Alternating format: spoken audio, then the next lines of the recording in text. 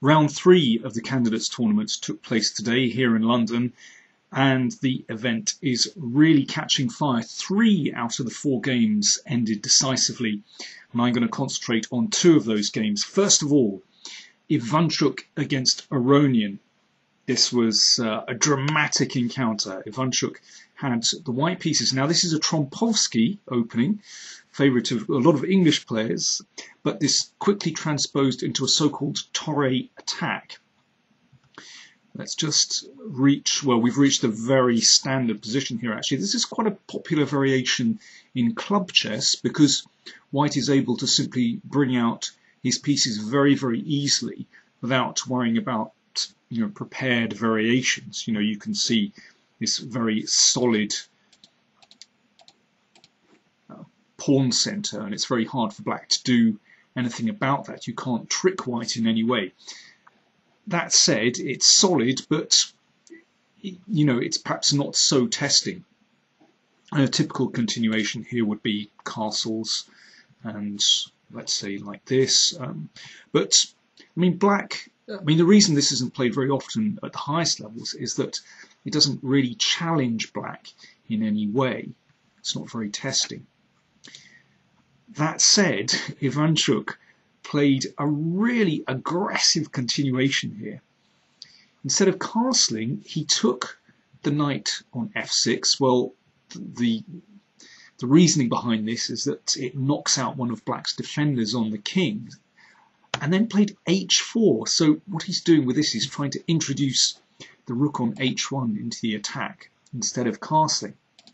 But of course, giving up the 2 bishops at such an early stage and going for such an early attack is of course very risky, very chancy. Can you get away with this with white? Well, as we'll see, perhaps not if black plays very accurately as Aronian did. Well, first of all, Aronian didn't panic and simply brought out a piece. Now, one thing is, you should always watch out for this kind of bishop takes h7 sacrifice, the so-called Greek gift sacrifice, as we say in England. What happens? Well, knight g5 check. First of all, you should never, well, in this case, you shouldn't take this. If you take the knight, then this leads to a very swift demise for black, and so on, and mate, or let me see, or king g8, queen h5 is, well, sometimes, yeah, can be similar, but king h6 spoils all the fun, and there is simply no way forward in this particular position for for white. So bishop h7 doesn't work. It's important to analyze that. So Ivanchuk played knight g5, fantastically aggressive, but, and again, bishop takes not advisable because bishop check and pawn takes and queen h5 again. But Aronian didn't panic. You could play h6 here, but, well, he just played g6, rock solid, and that cuts out the bishop. Very good move. f4. Well, Ivanchuk is really burning his boats in this position. When you play a move like f4, you have to realize that, well, of course, Ivanchuk does realize, but, at some point, this can end up with your king very exposed indeed. You have to ask yourself, whose king is more exposed here, white's or black's? At the moment, well, black's king is under pressure. Can white open a file? That will be crucial. But at some point, these advanced pawns could actually bring a lot of trouble to white's king. Knight e7, very good move. So Aronian is packing out the king side, and also that opens up this diagonal for the bishop. Okay, queen g4. Ivanchuk is still throwing his pieces over to the king side. h5, excellent move from Aronian, blocking the h pawn. And you can see it's not so easy to organize g4 when the rook is on prise here.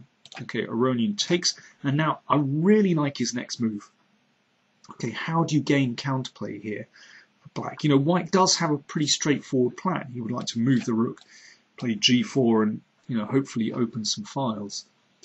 b5, I really like that move.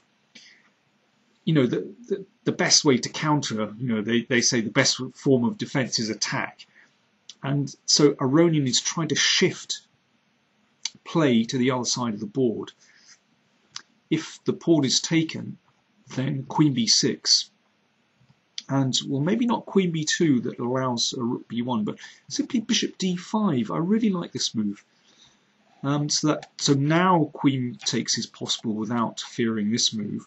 And if b3, maybe just rook c8. And of course, if this pawn ever moves, then d4 is under fire. And you can see that with white's king in the center, his position is really shaky here. You can see how the attacker shifted over to the other side of the board.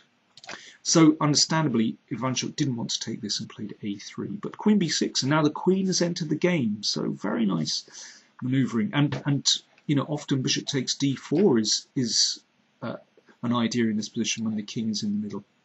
Okay, rook g1. Ivanchuk is still trying his best to hammer through on the king side. Knight d5, good move. Attacking f3. Bishop came back, that was threatened. Queen f3, the f pawn had to be defended. And again, a fantastic move from Aronian. Brilliant counterplay. You know, he's really taking the game by the scruff of the neck. If, well, this happened, pawn takes, knight takes, and if pawn takes knight, then you're going to win your piece back. That'll open up the f-file, but also you can see the pawn in the middle is hanging and white's king is going to suffer. You can see that black's rooks are connected in this position, white's rooks are not. And with the king in the middle, that could be absolutely fatal. So Ivanchuk played knight c4 and knight e5. So Aronian grabbed the bishop and queen f5. Well, that's rock solid. You know, with the queen protecting the king, it's going to be very, very difficult for white to break through here. And, well, it's interesting, around at this moment, I mean, very cool play from Aronian. He's just swinging the rook over and wants to open up the position with a5. At this moment, Ivanchuk had 20 seconds remaining. 20 seconds to get to the time control on move 40. 15 moves still to make. And Aronian said at this point that he saw bishop takes d4. This is a very strong move indeed. But he said, I saw bishop d4, but I thought, why should I complicate it when my opponent is about to lose on time? So Aronian played very practically. Why is bishop d4 so strong? Well, basically, white's king is getting cut to bits here. Let me give you one typical variation here. Bishop takes, you can't play knight takes because the rook is on prise, and queen takes allows queen g4 and mate. No defense. But Aronian played a6. His idea is simply to play rook b5 and open up a file. And once a file is open and a rook enters the game, then this rook on g1 just looks terrible, and the king is getting cut to bits. Ivanchuk careered on in this position. e5, what an amazing move. You know, Aronian is such a creative player. He's just trying to blast open the position. And the idea is that here, if queen takes, you can play rook takes, and that wins the queen. Ivanchuk amazingly found a way to carry on in this position. So, you know, if the rook goes back, then you can take on e4. But nice sacrifice of the rook by Aronian. And now the queen is in. Now, Ivanchuk is an exchange up here, but because the king is in such a bad situation, in fact, there is really very little hope for white. And, well, here, actually, Ivanchuk lost on time. In spite of being the exchange and pawn up, I think white is lost. Certainly in practical terms, white is lost. But even theoretically, I think it's bad. For example, queen d4, queen b6 is a very nasty pin. If you can get this bishop into the game, then that's the end. And yeah, bishop f8 is winning. So a very creative game from Aronian. I really like the way he counterattacked there. But Ivanchuk clearly not in good form in this tournament. Now, the other game I want to look at is Gelfand against Carlsen. And the mighty Magnus notched up his first win. I'm going to join the game after 29 moves, and Gelfand has the white pieces. This position's about equal. Queen and bishop against queen and knight. White has a nice kingside pawn majority, but, well, it's fantastic to see how Carlsen managed to improve his position here, little by little. I mean, both players thought the game was about even here, but let's see what Magnus did. He's a specialist in these kind of quiet positions. Okay, g6. Now, here I think white's problem is, do you try and force things through on the king side? Do you try and sit there? You know, how do you play this? I think it's probably just an easier position for black to play than white. Gelfand, running short of time, chose to, well, he hesitated basically. Okay, king g2 is a nice move, of course, you know, just bringing your king up the board protected by the queen. But basically he didn't quite choose a plan here. I think it would have been better just to play a4 to have this possibility available in order to break up the pawns and bring this bishop into play. This bishop never got into the game. This was the problem. So king g2, not a bad move in itself, but I think showing that Gelfand is basically hesitating around here, not quite sure what plan to employ. So here's another situation where white has quite a big choice. Should you push the f pawn? If you do, that allows knight g5, and white's pawns are blockaded, but it's going to be very difficult for black to gain activity with the queen while this pawn is on f6. There's always going to be counterattacking possibilities for white, you know, at some moment like this. So that was one possibility for white. Another was to play g4, again trying to mobilize this pawn majority. This looks riskier, but still would have been an option. I mean, this is a very unclear position. I'm not surprised that Gelfand didn't go for that. But again, he just kind of waited and allowed Carlsen to set up, I think, a very nice blockade here on the king side. h4. Yeah, I mean, you can see that this bishop really doesn't have any squares at the moment, and Carlsen, with a time advantage, started to press. Queen a4.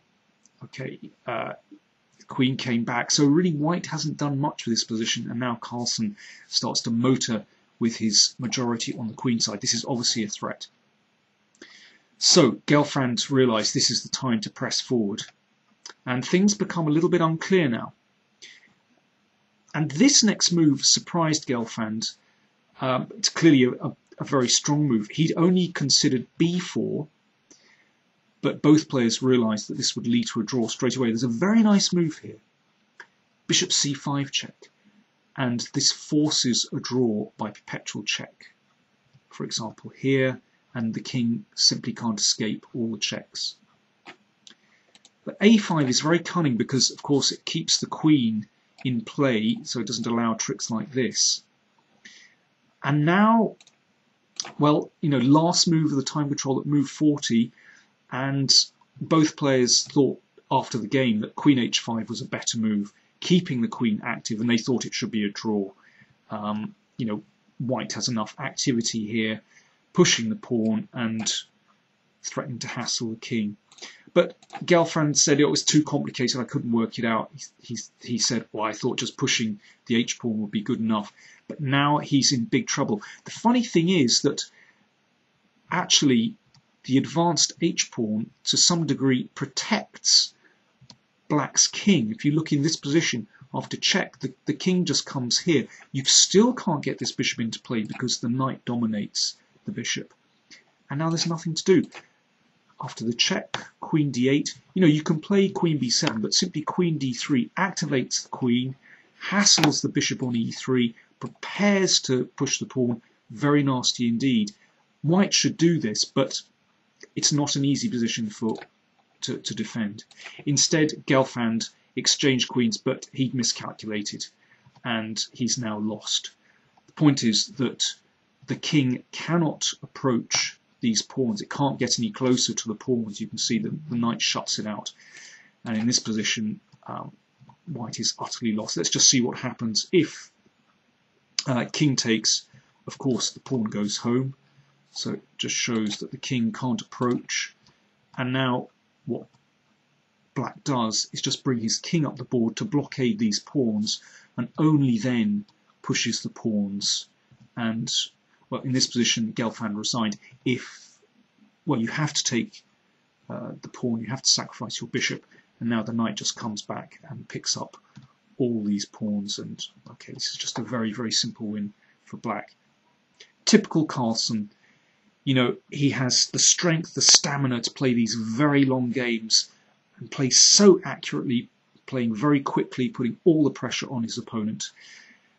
So Carlsen's registered his first win, and he's looking good in the tournament. The scores: Aronian leads after 3 rounds with 2.5. Carlsen 2 points, and Svidler 2 points, who won a very nice technical game against Radyabov today. Thanks for watching.